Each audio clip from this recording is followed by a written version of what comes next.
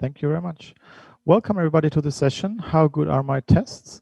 I am really sad that I can't be with you in person right now, but due to the pandemic, it's better this way, I guess.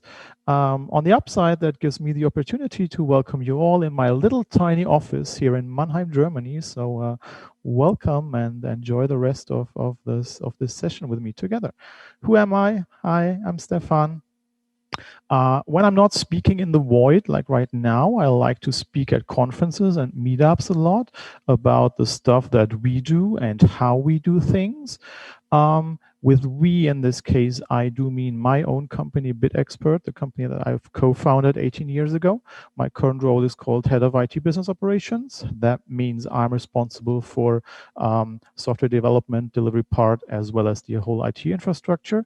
If you have any questions for this talk specifically, feel free to email me, to ping me on Twitter, or on any other social network where you can find me.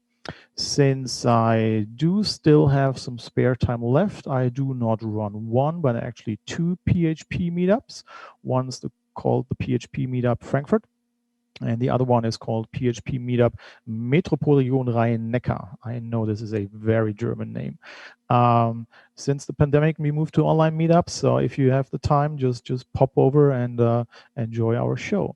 That's all the marketing buzz I have with me right now. Before we ask ourselves how good are my tests, we should step one step back and ask ourselves how good is my code, because that's also an important question. There are a bunch of tools out there that can tell you by some weird metrics maybe how good your code is, right?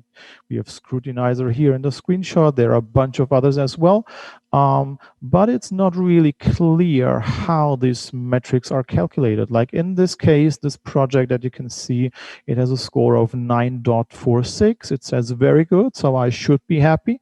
But since I have no idea what's going on under the hood, I have no clue if this really makes sense or not. If you Google a bit for code quality, you will quickly come around an ISO standard, ISO 9126. I'm not sure how big ISO standards are in Japan, but in Germany, we do love our standards pretty much.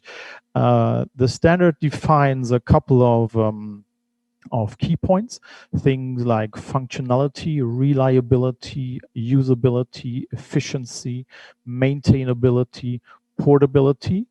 But I mean, this is very high level what these things mean. I mean, sure, my software does function. Sure, my software is kind of reliable. It might not be as usable for the end user, but it's usable for me. It's pretty much efficient, I guess. So that's kind of weird metrics and not really easy to map to code. So I hopped on Bing and I Googled a bit for recommendations, what code quality is or what good code is or means. And as you can imagine, I found dozens, hundreds of blog posts. Everybody of us has some ideas what is good code and what not. I didn't read all the things. I just read a couple of those posts and I condensed them to like three main criteria that I could see. So the first one is, how good can I follow along? How readable is the code? How understandable is the code?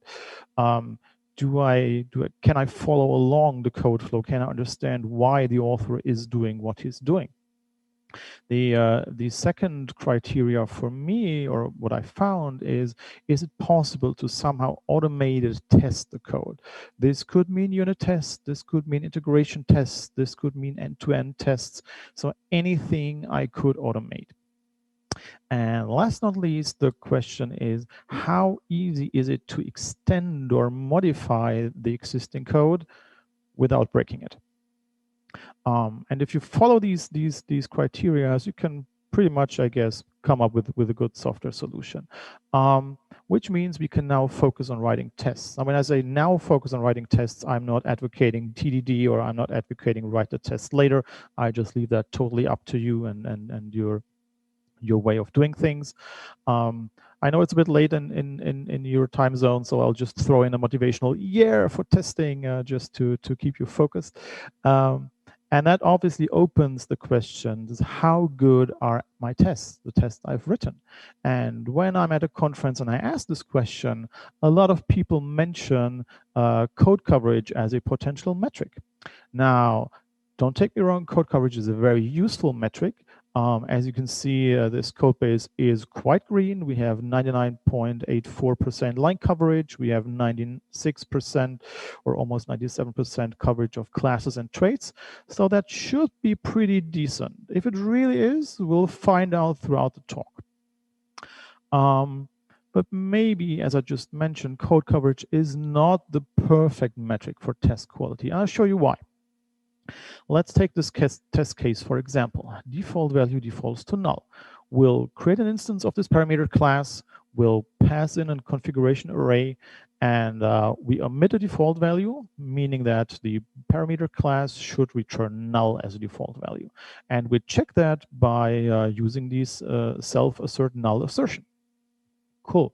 Now imagine some developer in the team just modifies some parts of the code and somehow he accidentally deletes the assertion line. Now, technically, we'll have the same amount of code coverage in both cases, but the most important thing, the assertion is missing. So this test is pointless, is useless. So that's definitely not a good test, and we need to detect those. Now, question is, what's the criteria for a good unit test? And there's a principle called FIRST in English.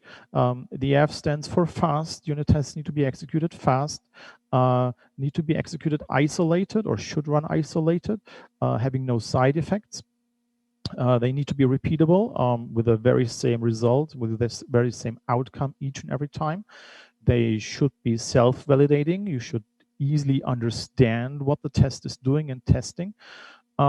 And they should be written in a timely manner. Like, as I said, either if you do TDD, then right before you write the code or just right after it. But don't write tests like half a year later, a year later, or whatnot. Because if you do so, you miss one important thing. And this is, how good do the tests cover my implicit assumptions that I've taken when I've written the code? With implicit assumptions, I mean things like the order of the if statements that I used, the nestedness of the if statements, maybe different method calls, how they are placed, that are maybe not very well specified in the specification I got or in the requirements documentation I got, but the decisions I took when I implemented the logic. So how can we solve this? Well, that's very easy. If we have code and we want to validate it, we write tests. So if we want to validate our tests, we need to test the tests our tests. And now that we have tests that test our tests, we obviously need tests that test the test of our tests. And we can go on a bit and say, yeah, we need a bunch of tests and abstractions. But to be honest, that doesn't really work. That's like complete madness. It's also a question, how would I really test the test? Let's take the test that we've used before, default value defaults to null. How would I test this? What would I test? Well, I would need to make sure that the parameter instance is created. I would need to make sure that the configuration array is passed in. I would need to make sure that the default value method is called. I would need to make sure that the null assertion is called, which basically means I have all the information there and I would need to replicate it one more time just to make sure this test is tested properly. And then I would need another test that would test that again. You know, that does not make sense. That's pointless. So we need something else to solve this problem. And maybe let's just take a step back and rethink this. Like, why do we need tests, or why do we write unit tests? Well, we need it because we want to see how and if our code changes. So why not take this as an advantage and figure out, well, let's break our code and see if the tests react to that or not. If they don't, they probably are not good enough in our case. And this is basically the idea of mutation-based testing. mutation-based testing, as all the good things in software development, came to life last century in the 1970s, but back then it never really took off. It got a lot of traction in the last couple of years due to one specific reason that I highlight later in this talk, and we'll see what that is in a minute. The idea of mutation-based testing is based on two abstracts, two paradigms. One is called the competent programmer hypothesis. And I do really like the name. And I know each of you is thinking of a coworker who is not competent in your eyes, right? I totally know that. But leave that aside for a moment. The idea of this paper is that whenever we get a specification or a requirement, we can build a version that is pretty close to what is supposed that we build. Meaning that if a customer comes to us and says, "Hey, I want to let you develop an HR solution," you will not develop an e-commerce site or, I don't know, some gaming platform or whatever. You will build them an HR solution. Details might not be as perfect as they should be, but like the overall picture is there. So you come pretty close to what is required. And the second paradigm or abstract that the mutation-based testing is built upon is called the coupling effect, which says that complex errors are composed of simple errors, meaning that when I want to change a method and make it fail, I don't need to understand what the method is doing in detail. I just need to change here and there tiny bits, turn a plus into a minus, turn a true into a false. By doing that, it is very, very likely that the whole method will fail, will not work as you expect it to do. And this is good because that means for mutation-based testing, we don't need an AI solution. We don't need machine learning to, let's say, understand what the method is and then figure out, like, how could I change the method to do something completely different. We don't need that. We will operate on the smallest tiny bits that we can find. And these changes in code, they are called mutants. So for each tiny change, we'll create a mutation. Oh, sorry, these are the wrong mutants. I'm actually talking about the PHP mutants. So we'll take our existing code base, we'll apply these tiny changes and create new versions of the code base and then run the tests against it. That's the basic idea of all of that. There are a bunch of mutants around there. This depends a bit on the mutation-based testing framework that you're using. You can change function signatures, turning public to protected, protected to private, doing a bunch of Boolean substitutions. We'll see that in a second. Changing how increments work, changing return values, return types, having fun with regexes and stuff, just to make sure that the generated code is a little bit different from what the real code looks like. So in case of the Boolean substitution mutator, this is what happens. It will go through the code, and for every time it finds a true, it will change it to a false. Every time it finds a false, it will change it to a true. Every time it finds an and, it will change it to an or, and vice versa. Also changing the logical not to a, what's that, not? I guess you get the point. So how does that look in detail?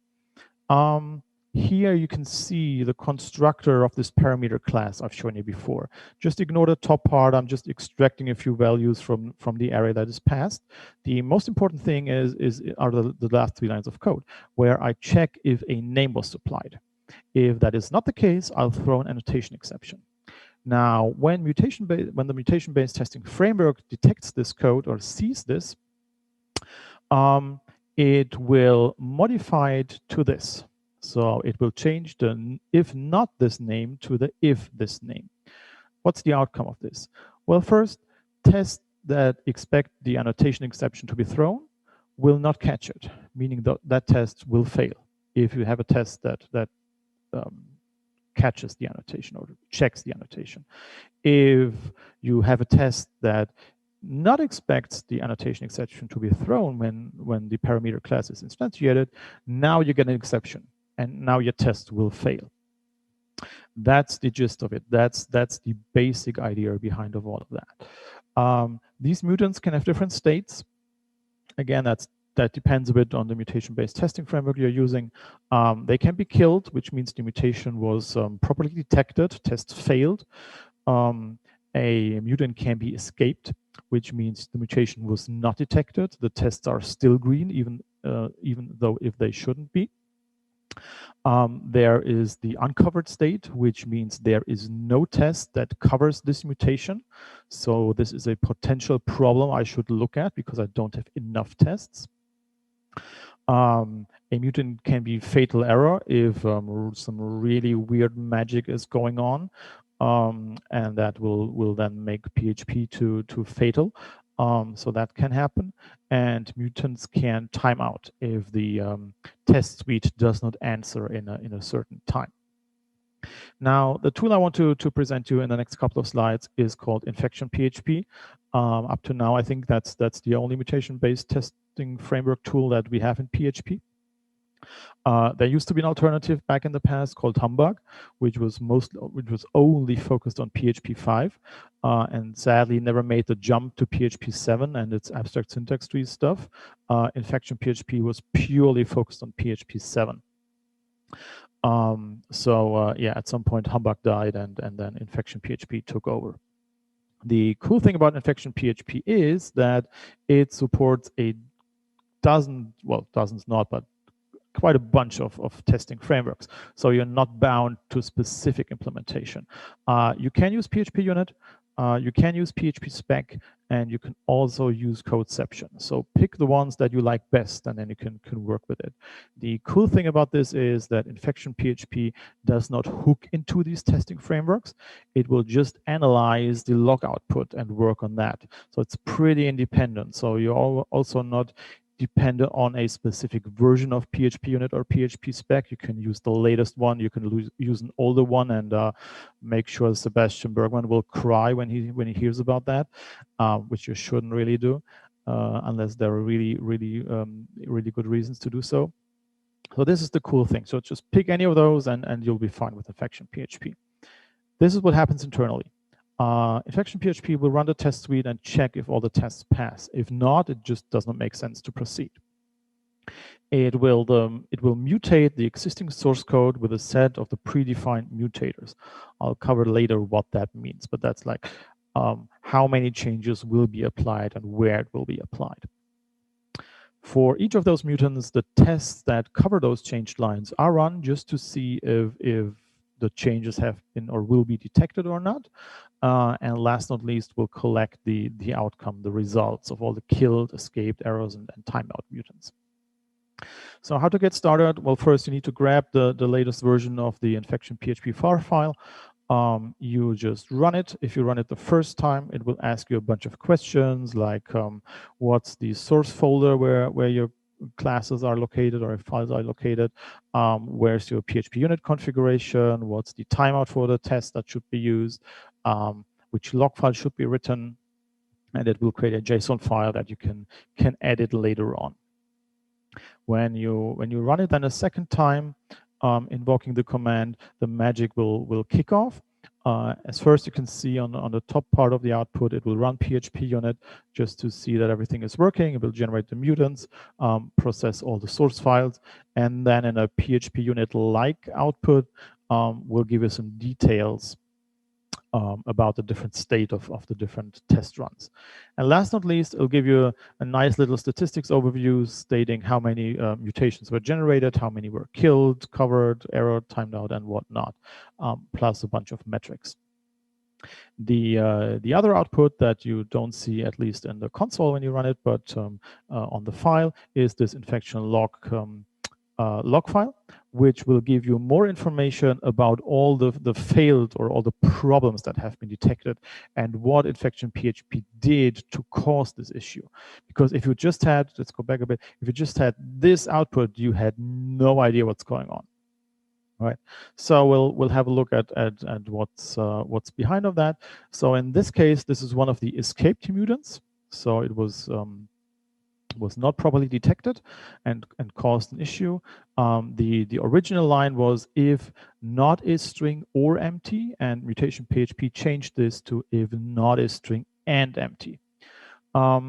It took me quite a while to figure out like what PHP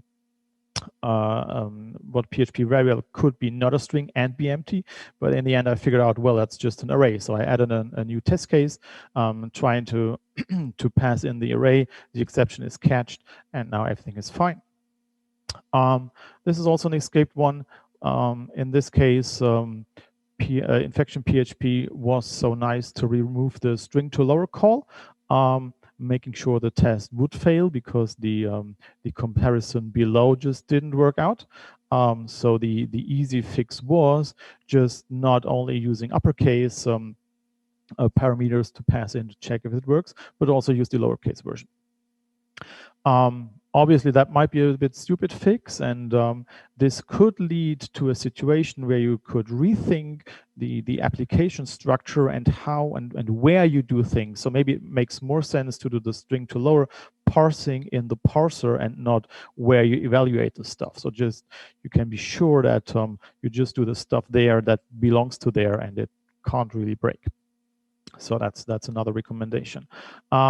This is also an escape mutant. So I'm generating a bunch of PHP classes. I'm setting a doc block to inherit doc, and I never really tested this in my test cases. To be honest, I really don't care if it's there or not. So I was fine not testing it in the unit tests, but infection PHP complained. So for me, this is kind of a of an error that I can ignore for obvious reasons. And the last one, the not covered one, that's also pretty interesting. So I'm looping over an array of aliases. I'm extracting the alias. So an alias could be either a return type or a name. And I added an if empty alias check, like a guard function, just to be safe. And PHP unit complained that it replaced continue with break, and no test did catch it, which is true. I never really checked that. So the fix here was super simple. Just delete the code because the alias could never be empty. You know, I added this code just as a guard, but I actually don't need it. So just rip it off, and we are down a couple of mutators. So that's cool.